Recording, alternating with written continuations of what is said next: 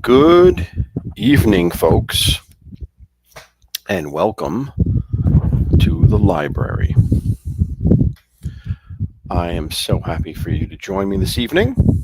And let's get started as we delve into a few ghost stories from the mountain state of West Virginia. But right now, let's get our intro going.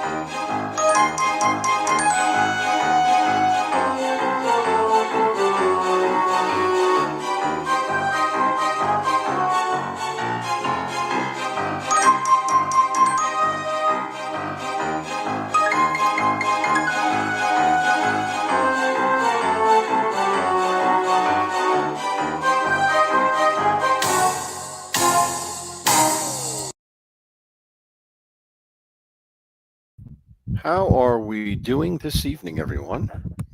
Thank you so much for joining. Let me just lower this fan because it's interfering with my microphone. We can't have that. Welcome to the library, everyone. Happy to see you, each and every one of you. CG2, thank you so much. Joetown Jack, Patrick Ortega in the house. Paul C, of course, is here. Teresa Murphy is here. Anyone else? I don't know. Wait a minute. There's Shannon. Welcome. Great to see you. Don McHugh, all the way from Australia, interrupting his Saturday morning. I feel honored. Arlene Morlino, great to see you. Spirit in the Sky is here. Tommy Stiggs stopped by earlier. And did I miss anybody else? Maureen Morlino. No, Maureen Frick. Good to see you. Maureen Frick. Deborah Roberts, great to see you. So hello, everyone, and thank you for joining. It is kind of warm in here, though. But I tell you what, it has cooled off nicely. It was really, really hot, as many of you know, in the Northeast here in New Jersey. And today was actually decent. Actually, today was actually a nice summer day. So I think it's a great time for a story. I love Fridays where we can just relax, tell a story, and enjoy. CG2, if you were here, I don't know who's a moderator. It's hard for me to tell here, but if anyone wants to drop their links, just let CG2. She'll do it for you. I have to get into giving more people moderator positions here. I haven't had a chance to, or I just get lost and forget about it. But anyway, anyone's welcome to do that. Anyone is welcome to leave drop their channels and spread the word. So let's get into lighting our candles, as always. I got some new candles this week. I was running out, believe it or not. I bought a 30 pack of them way back when. I don't know, and I've used them all. So I had to get new ones. There's one.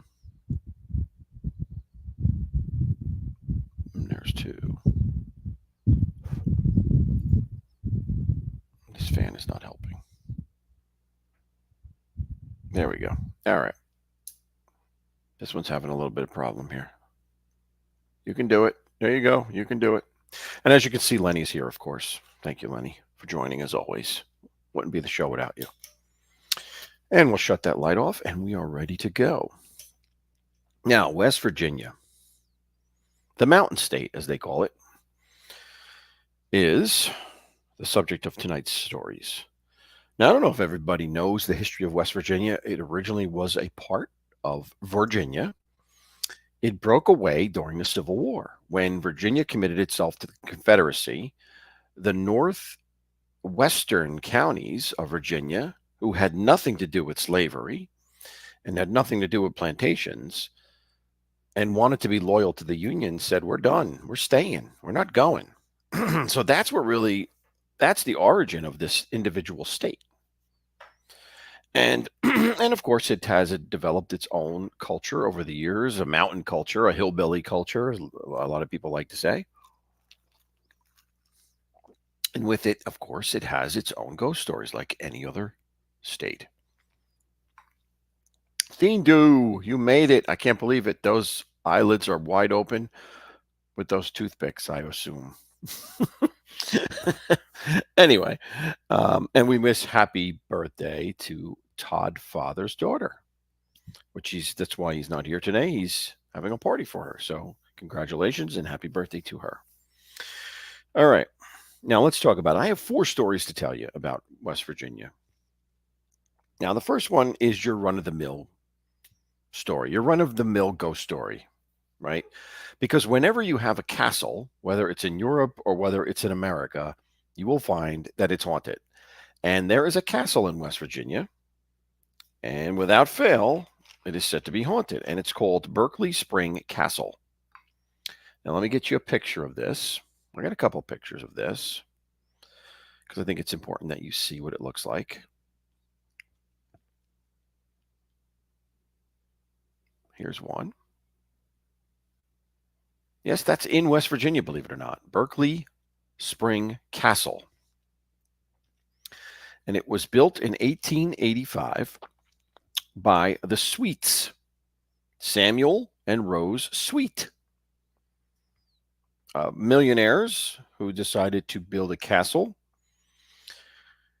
And both of them, it is said to have perished in this castle over the years. Nothing unusual about them dying, just, dying, natural causes. However, Samuel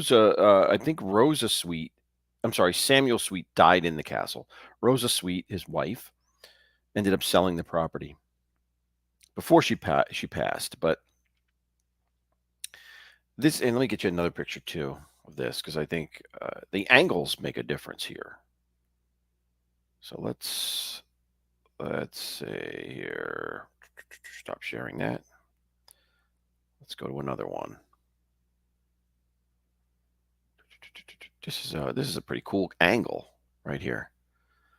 That's not a castle. I don't know what is. So that's Berkeley Spring Castle. And Berkeley Spring Castle is said to be haunted by the spirits of Samuel Sweet, the builder, in 1885, the owner, and that of Rose Sweet, his wife. In other words, even though she did not die in the castle, her spirit has somehow gotten back there or appeared there.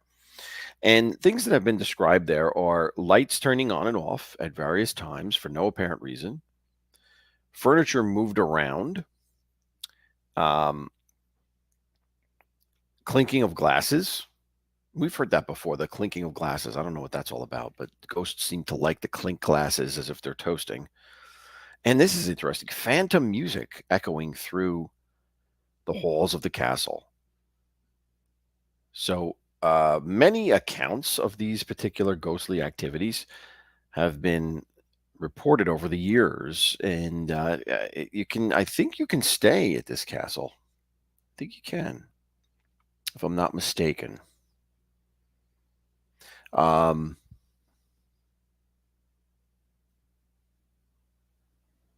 But anyway, so that's your basic run of the mill ghost story, right? It's a castle. It's haunted by the spring, the Sweets, and if you wanted to be in, first of all, looking at how it's built makes it a target anyway. Anyone would want to go see it. I'd want to go see it. Who wouldn't want to go tour a castle? But it'd be quite interesting if you encountered a couple of ghosts while you're there. So let's get done. That one's pretty simple and straightforward, but I thought it was important to show because of the castle. I thought the castle itself is pretty darn cool, and there's always ghosts in castles. So let's stop sharing that. Let's get back to me. That's number one, Berkeley Spring Castle. Now let's go on to number two. Now, number two takes place in Bud Mountain, West Virginia. No popcorn tonight.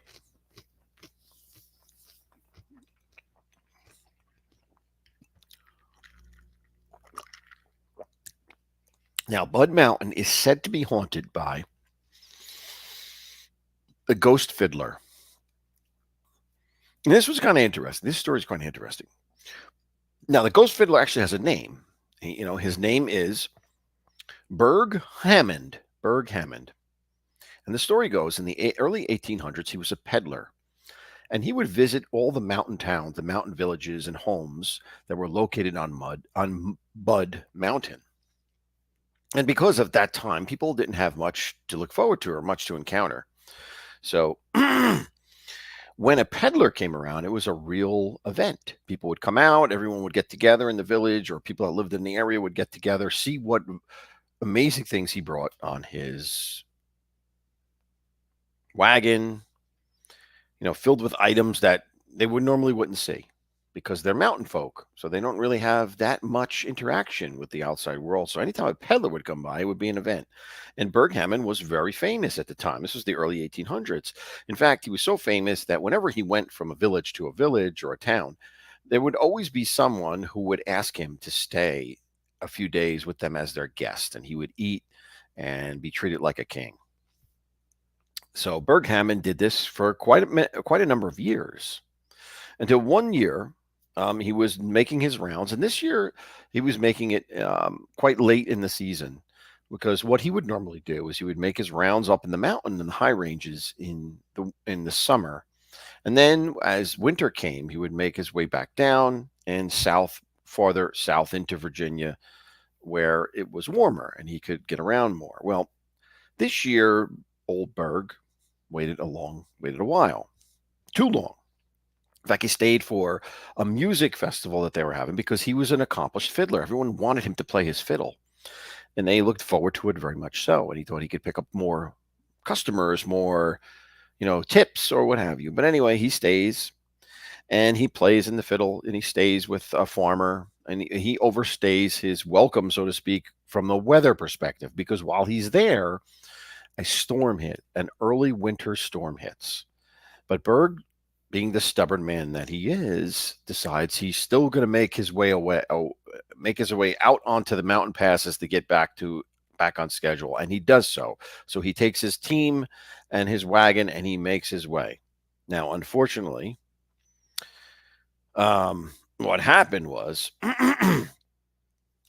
as the storm started to dissipate, a huge fog was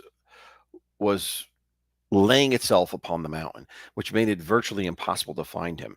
And what happened was he actually fell off of the cliff. His whole wagon tumbled off the side of the cliff, and he went to his untimely death on the mountain. And it took several days for folks to find him with the snow and the fog and everything. And he's said to be buried on Bud Mountain. And I have a picture of the cemetery where he is said to be buried. I couldn't find a picture of the mountain in general. I don't know why. It was just there wasn't one available. I guess I don't really know. But let me what do I do with it? Let me get rid of some of these other ones here so I could. Maybe I didn't save it. I may not have saved it. It wasn't really a great picture. So, oh, here it is. I found it.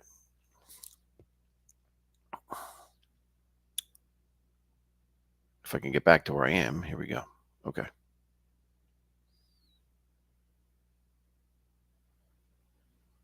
Here we go. This is the cemetery where old Berg Hammond is buried. And you can see it's very mountainous. It's very rural, very mountainous. Up on the top of the side of a hill is where his body is buried. But the ghostly stuff does not necessarily happen in the cemetery. And Oldberg is quite a benevolent spirit. In fact, he is said to help people. And how, you might ask? Well, it's pretty simple. What he does is, on foggy and windy and stormy nights, Oldberg will be out there playing his fiddle. And if you listen closely on the sound, on the wind, on the sounds of the wind, you'll hear him playing these old fiddler tunes, like "She's Coming Around the Mountain," etc., those type of tunes. And it's said that many people have been lost or stuck in an area of the mountain where they're not familiar and found themselves wandering and suddenly heard the sounds of fiddles playing over the wind, and they followed the sounds, and the sounds led them safely back along a path to civilization, or to help wherever they can. So it is believed that Old Berg is out there watching over Bud Mountain, helping those that were lost like he was in that dreadful storm that took his life. So it's quite, I'd love to take a trip out there and see if I could hear Berg's fiddling away there. Well, let me just stop for a second before I go on to the next story and just say hello to folks that have come in. Hello, Bobo. Great to see you. I said hello to Thindu before. I think Joe Town. I said hello to Edwin. Great to see you, my friend. As always, it's a pleasure having you here. I'm honored that you would spend some time with me. All right. So that was the ghost fiddler of Bud Mountain. A good guy. Nice ghost. You want to encounter him. He's going to help you out. All right. Now, let's go on to a very unnice ghost, a very terrible ghost, actually. This ghost is called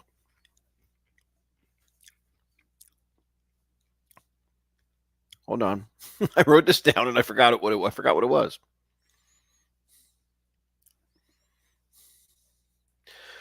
The Hatchet Slayer. Not a very nice name.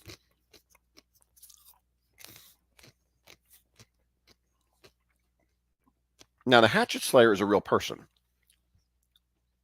He's not just a ghost. He's a real documented person. And he was the last person. His name was last person that was hanged, publicly hanged, in West Virginia. And his name was Joseph Eisele, Eisele.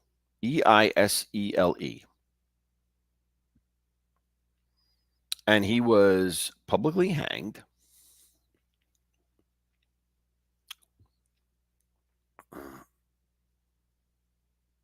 And he was hanged for killing three different, he was a German immigrant. And he was hanged for killing three other German immigrants.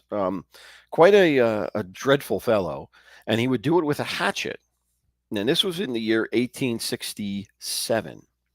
And he is said to, here's where there's a divergence of stories. Some say his victim haunts this tunnel, and some say it's his ghost that haunts this tunnel. But I'll show you the tunnel, because this is where it all happened. This tunnel is where where he hacked his victim to death with a hatchet. One of the victims, anyway.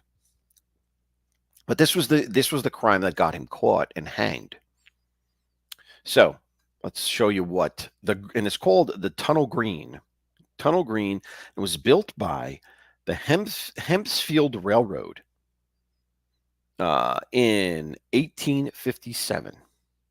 And obviously it is a tunnel with a railroad track, because it was built by a railroad. But let me show you the picture. And this is creepy in and of itself. I mean, first of all, the tunnel itself looks dreadful. I wouldn't want to be in there, especially at night, but it does look very creepy to me. Now, the history behind this is not very cool either, because it is said that this that this tunnel and this railroad was built over an old cemetery, and that they moved the bodies. And if anyone saw Poltergeist, you know what happens when you do something like that. Bad things are bound to happen. And it is said that it's because of that that there's something evil about this tunnel, which may have caused Essiel, Joseph Essiel, to commit his murders, because the spirits of this cemetery that was there that were moved were very unhappy with the fact that they were moved, the bodies were moved, and this tunnel was built there for the sake of the railroad. Hello, Gina. Thank you. Great to see you. All right, so now it is June 23rd, 1867, when Joseph Essiel hacks to death Aloysius Ulrich, who was the other immigrant that he kills in this tunnel, hacks him to death. Multiple blows about the head and the body, leaving him a bloodied mess.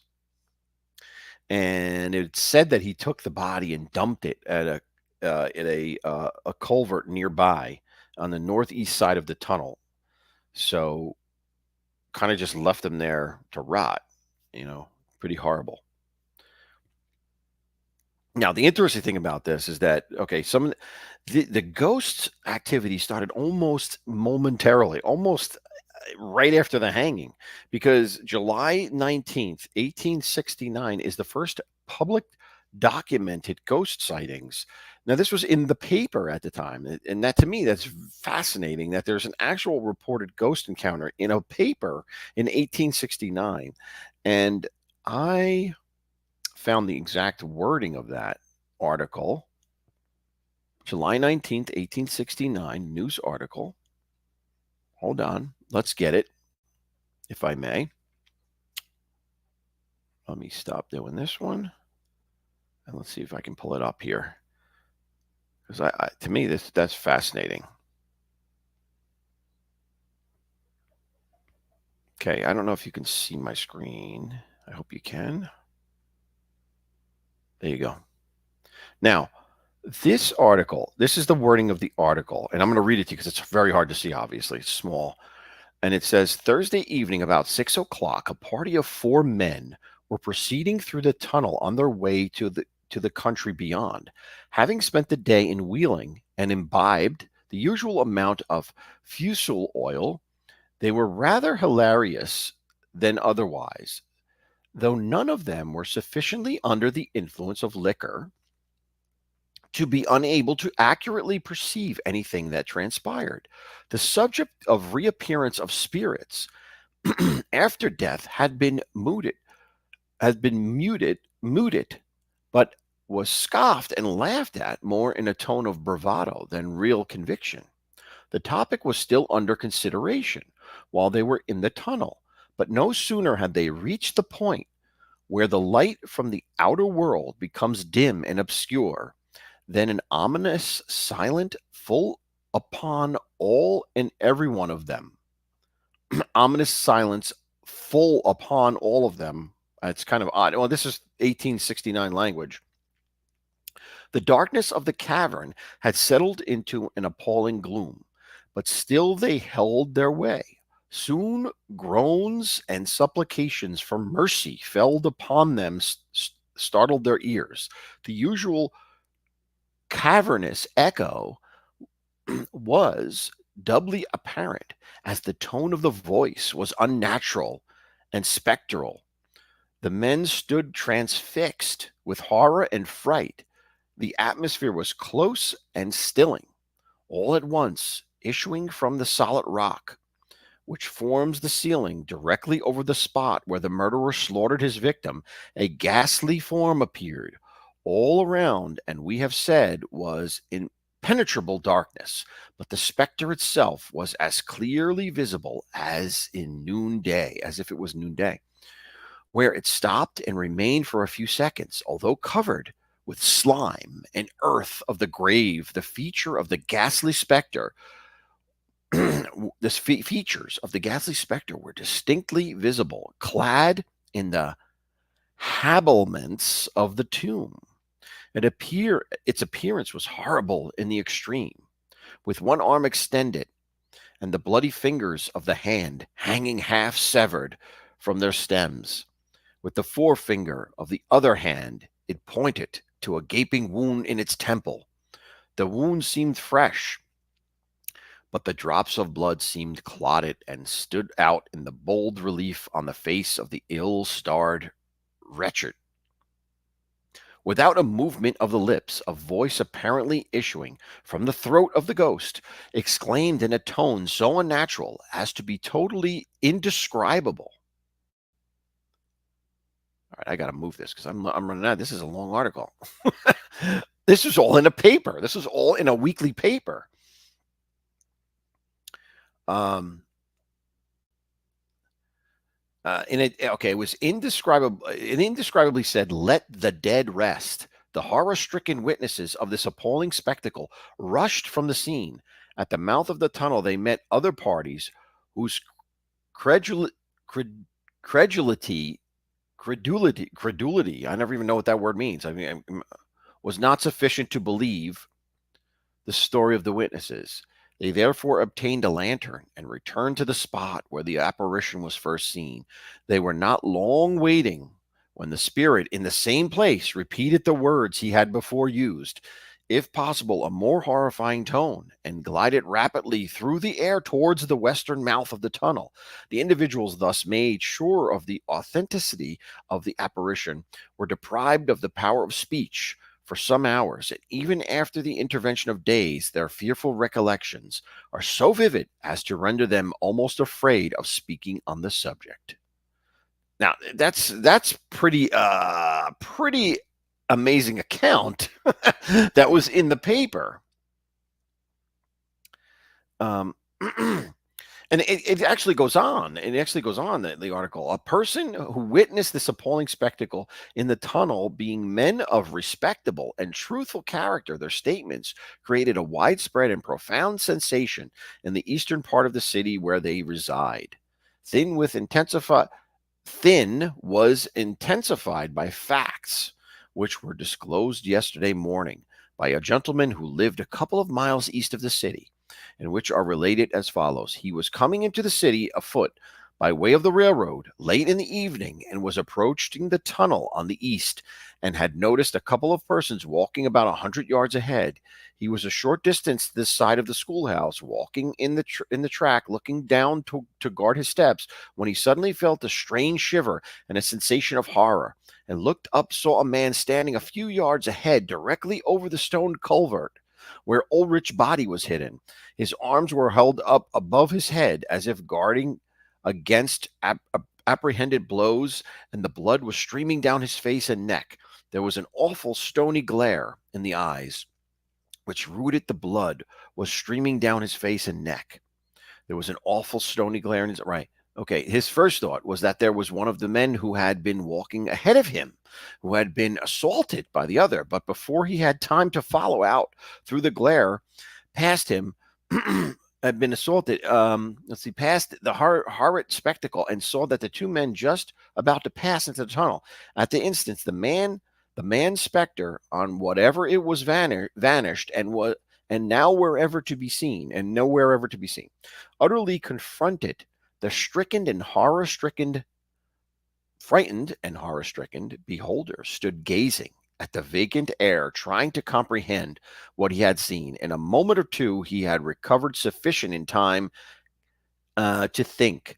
He looked carefully around, noting whatever was to be seen, though he was still light enough to see objects with perfect distinctness. He says he thought at the one moment of running forward and telling the men who were ahead and asking them if they had seen the same thing. But he reflected that, of course, that the apparition was not there when they passed, and remembered that he had been looking forward over the very spot where it stood.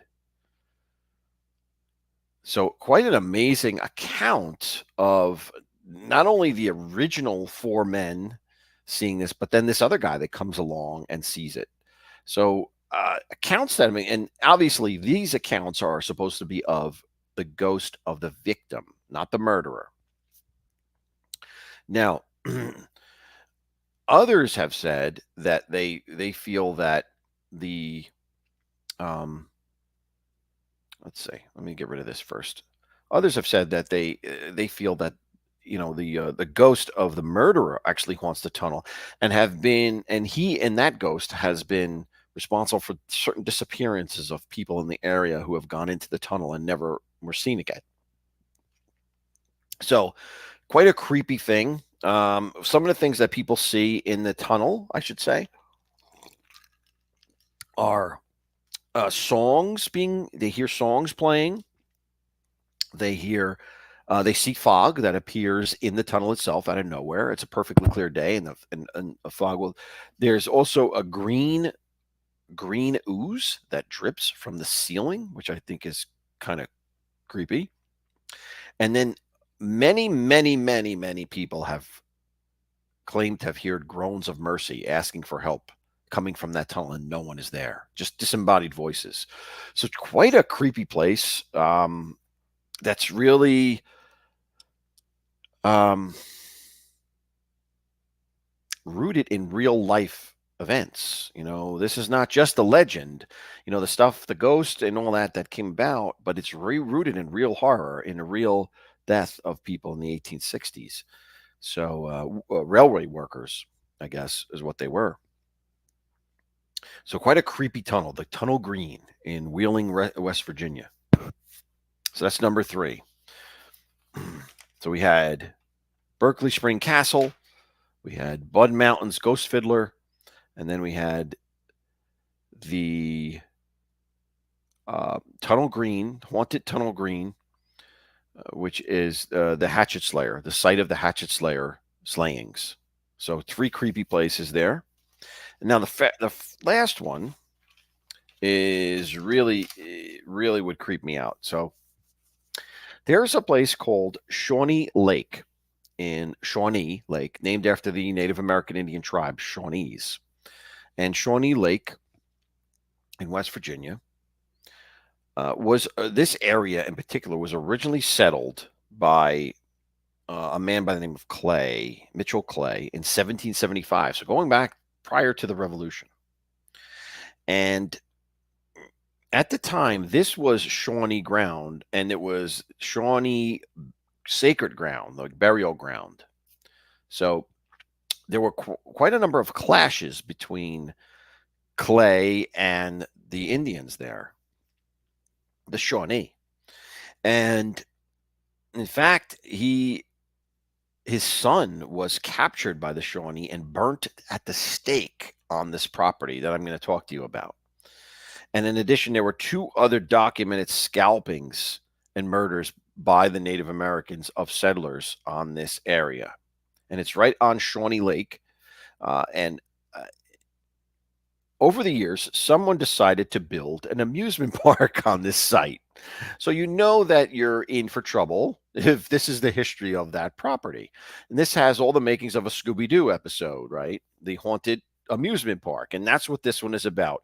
It's the Lake Shawnee Amusement Park, which is said to be haunted. Now, this park was built, the amusement park itself was built in 1826. Now, I'm going to show you some pictures here so you get a good idea of what I'm talking about. Hey, Gianni, thank you for joining. Great to see you, as always. Let's see. Here we go. Let's get this going here. What is going on here?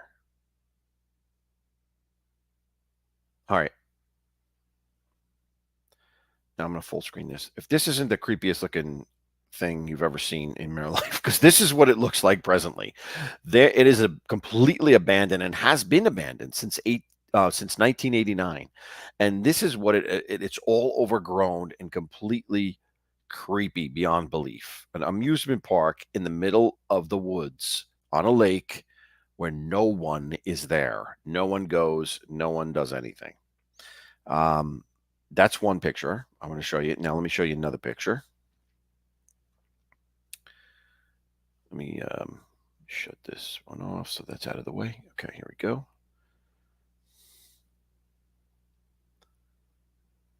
Let's say. this is what the entrance to the park looks like today. Now you can see it's a bunch of abandoned trailers. There's this big, creepy clown mouth thing here, but it's just completely abandoned and wrought with spirits and wrought with bad vibes, supposedly.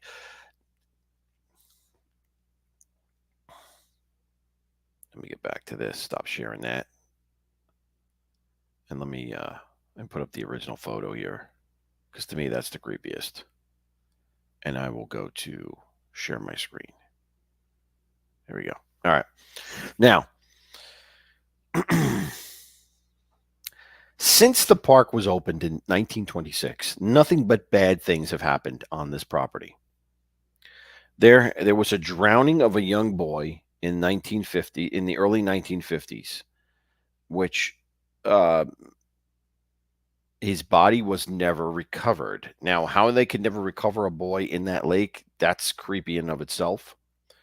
But it said that his spirit calls out for his mother. Now, these are accounts that happened when there were people going there, that late at night, or people that were working the carnival or working the amusement park would say, and late at night from the lake, they would hear the voice of this poor child screaming out for his mother that he's drowning over and over again, kind of like a Jason Voorhees type of thing in Friday the 13th.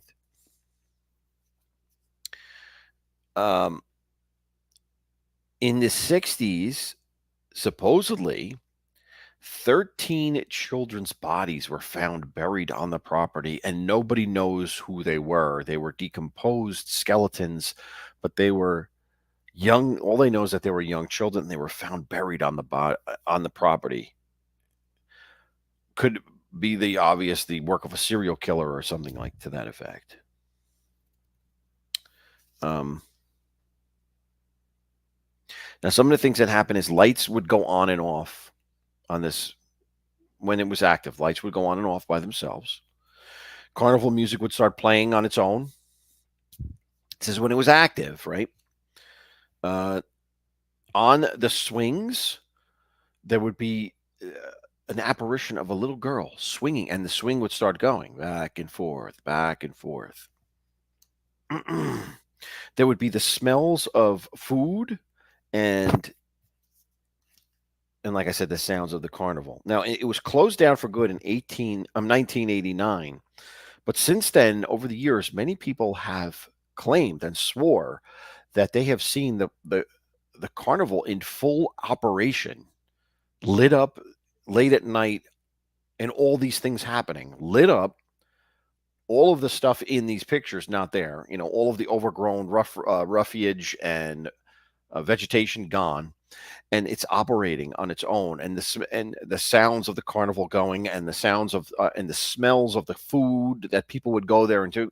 And then what they'll do is, once those that encounter this would leave and come back and would find nothing, that it would completely vanish and disappear. It would just be back to this, what you're seeing in this picture right here. So very bizarre and creepy amusement park that is said to be haunted by several different spirits, and even the ancient spirits of the Shawnee burial ground that was on this property. So you have the Shawnee spirits, you have the spirits of Mitchell Clay's sons who were murdered by the Shawnee. And you have this boy that drowned there. You have this phantom girl that just swings on us. No one knows anything about her. And then these 13 bodies of young children that were there. Yeah, Johnny, take a ride on the spook coaster. Exactly, man. um,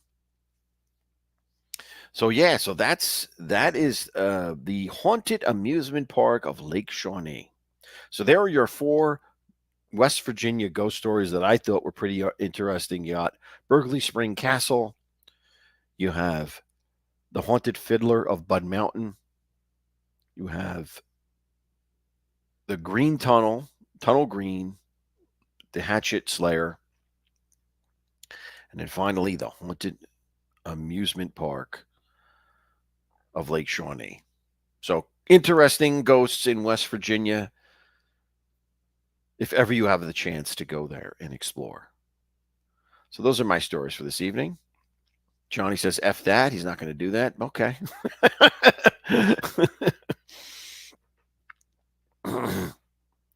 But that's what's happening on my little West Virginia trip to West Virginia. To me, what's fascinating is mostly the tunnel and the story, the contemporaneous story in that newspaper from 1869 of people giving such a detailed account of their ghost encounters back then that it was published in a newspaper. So quite bizarre, if you ask me, and which obviously led to the basis, the foundation of these ghost tales around the tunnel.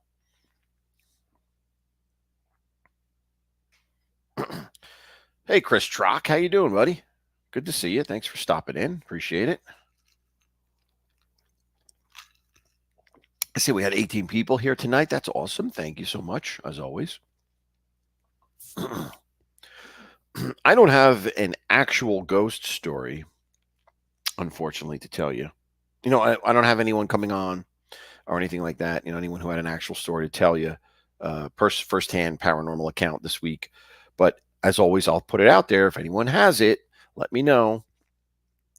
I'll be happy to put you on and let you tell it because I find those very interesting. The legends are the legends, but a firsthand account by someone to me is more fascinating. So if you have anything you're willing to share, please let me know. I know Mike F isn't here today, but Mike F sent me an email saying that he had one he was going to share.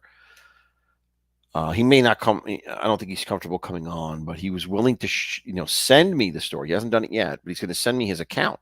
And what I'll do is I'll read it to everybody on the air. So we will get it shared. I'm looking forward to that. And then update. Last week we had an update from Osada. He's not here today either, but he updated us on the haunted market that he went to. Unfortunately, it looks like he got kicked out of the market from a dispute with another vendor there. Like the other vendor didn't want him there because that other vendor already was selling snow cones and wanted to prevent him from going and selling snow cones. Just terrible, but whatever. And it looks like he's not going to go back. So that's unfortunate because I thought that was pretty cool and could be, very successful for him. So what are you going to do? You try. So kudos for him for trying. I still think the idea of a haunted farmer's market is pretty darn cool anyway.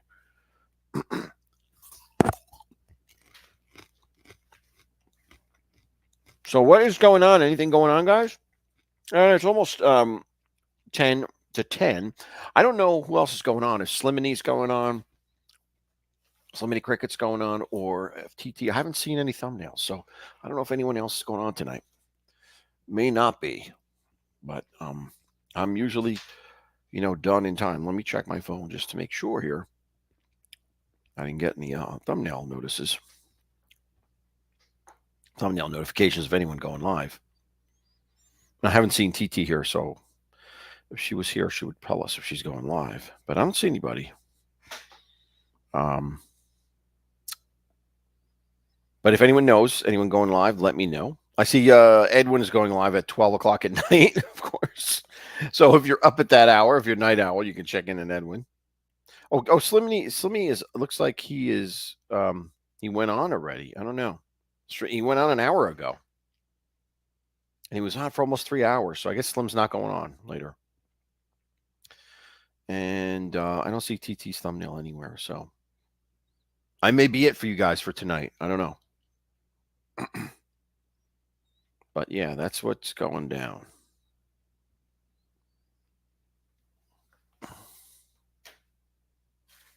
Slim did 85 shows today, Tommy says.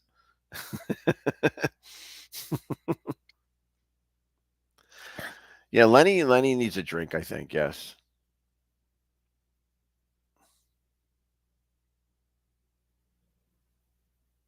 Oh, he's going back on, Paul?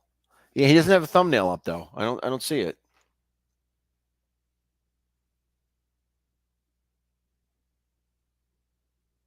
Let me see.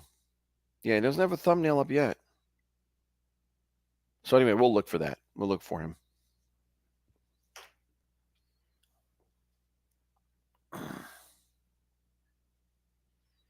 Yeah, Gina. I don't know. I think Tommy still has the record. I don't think Slim comes any close to Tommy's record of number of broadcasts in a day.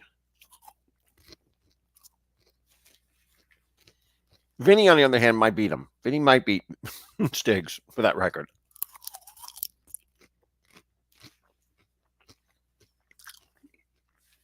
Patrick, I agree. Yeah, he should go back like a boss. I agree.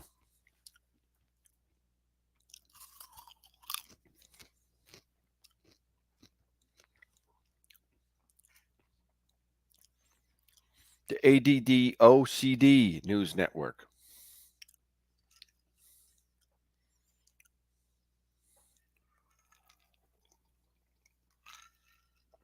Anyway, so that's what's going on, guys. So I'm going to call it quits. I don't want to wear out my welcome. But look to see who's on. If Slim is on, check him out. If anybody else in our crew goes on, look for them, obviously. But I thank each and every one of you for joining me in the library. As always, Lenny says thank you. Right, Lenny? Say thank you for once. Just pretty shy. I don't know. But we'll see what happens next week. But it's been a pleasure this week bringing you along with me to West Virginia. And I'll see you next time. And until then, I would say build the guild, hit the like button, all those fun things. Always helpful. And I will say stay scared because being scared is fun. At least this type of scared is being fun. Supernatural scaring is fun. We don't want real life scaring. That's not fun. And but anyway, thank you all for joining again. God bless. I love you all, and I will see you next time. And until then, we will blow out our lights. That's one. I love the smoke of when you blow out a candle. Isn't that cool? Look at that. And that's two. See ya. Have a great evening.